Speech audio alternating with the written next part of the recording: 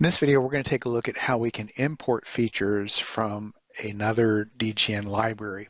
And so to do that in Explorer, we'll expand down to Libraries and then right-click and select Load Temporary Library. And then we want to navigate to the location that we want to import from. In this case, I'm going to use our Delivered Examples Workspace DGN library. So we'll open that up. And once that loads, just do a quick file and make sure you do a close and then open your DGNlib back, and that refreshes in all of the entries in that file that are needed for the copy and paste routine. So allow it to open up.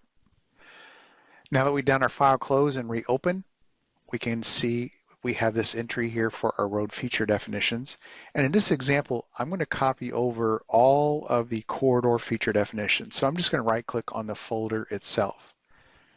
So right click copy.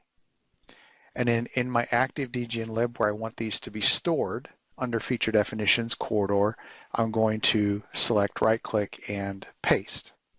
This is copying the feature definitions. It is copying the element templates, and it's copying the feature symbologies, everything that is associated with those corridor features, even the mesh features that are associated. So now if we look at our entries, we have design, we have final, and we have final with contours.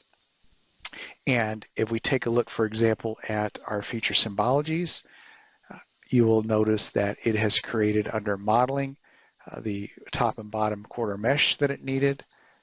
And then also in our element templates, if we take a look at our modeling folder, you will see it's added corridor meshes, contours, and graphics.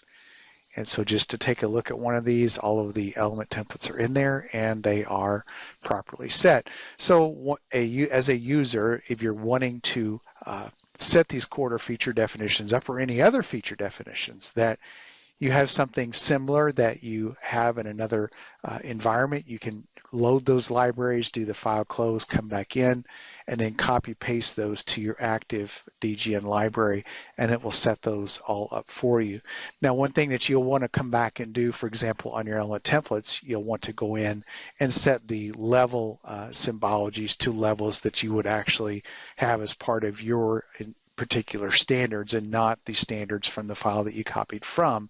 So that's one thing that you might want to take a look at. And just another thing to point out, for corridor features, they do have a lot of additional properties. For example, you'll see your contour features here and how it set those up.